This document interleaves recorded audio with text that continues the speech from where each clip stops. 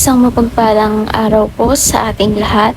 So since today is Monday, magkakaroon tayo ng panibagong series which is all about prayer.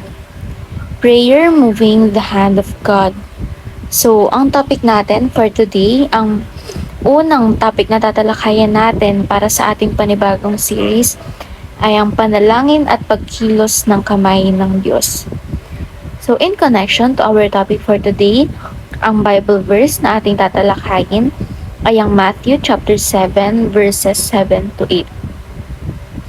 So in English Standard Version, sabi rito, ask and it will be given. Ask and it will be given to you. Seek and you will find. Knock and it will be opened to you. For everyone who asks receives, and the one who seeks finds, and to the one who knocks it will be opened. So in Tagalog translation naman, or in Magandang Balita Biblia, humingi kayo at kayo'y bibigyan, humanap kayo at kayo'y makakatagpo, kumatok kayo at kayo'y pagbubuksan. Sapagkat ang bawat humihingi ay tatanggap, ang bawat humahanap ay makakatagpo, at ang bawat kumakatok ay pagbubuksan. So, naaalala ko nga, may Bible verse kasi na hindi ko exactly matandaan.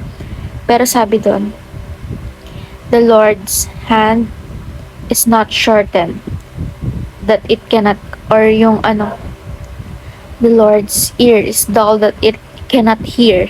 So, parang ganun yung thought niya na hindi bingi ang Diyos para hindi niya marinig ang mga panalangin mo. Hindi bulag ang Diyos para hindi niya makita ang mga pangangailangan mo. So, all we have to do is pray, say our prayers through Lord Jesus Christ, and our prayers shall be given to us if we are humble enough sa pagdadasal ng kung ano man yung pangangailangan natin.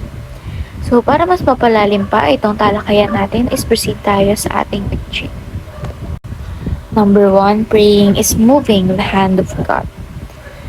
So, lahat tayo, for as long as nagpe-pray tayo, nire-reach out tayo ni God.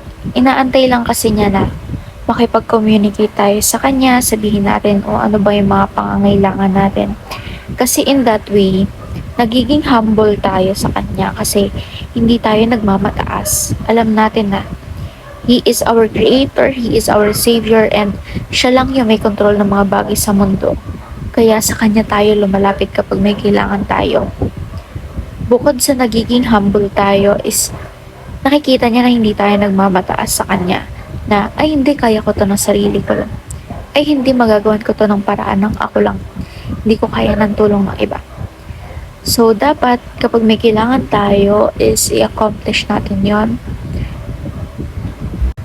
So, ayun, nawala na ako. Basta, we should ask and He shall provide us with what we are asking for, kung ano man yung pangangailangan natin. For as long as nakikita niya na kailangan talaga natin yon and align yon sa purpose natin sa buhay. So, again, prayer is moving the hand of God. Number 2, prayer is acting as a child to the Father. So, para din tayong humihingi sa tatay natin. Di ba kapag sa bahay may kailangan tayo, kinakausap natin yung mother natin, father natin, nagpi-please tayo kapag may kailangan tayo, di ba? Papakabait tayo. So, it's just the same with God. We should act na para tayong nanghihingi ng kailangan natin sa ating Ama. Although He is our Father, di ba? Our great Father, si Lord God. So, we should ask for a prayer, mag-pray tayo na humihingi tayo ng tulong and na we are being humble, diba? Number 3, prayer is asking, seeking, and knocking. So, ito nga yung gaya ng sabi sa Bible verse natin. Ask, seek, and knock, and you shall receive. So, ngayon naman is proceed tayo sa ating application. So, ito yung application na dapat nating i-apply sa buhay natin. Dahil nga, natutunan na natin yung dapat nating ma-acquire doon sa teaching part ng ating devotion for today. Number 1, ask, seek, and knock. right now. Number two, accept God's decisions according to His infinite wisdom.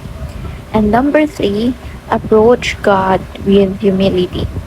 So all those aforementioned are the reasons why we have to trust God's sovereign decisions. So magtiwala lang tayo sa Kanya and let us be faithful towards Him because He has a plan for us, di ba? Yung plans to prosper us and such. So we just have to trust Him.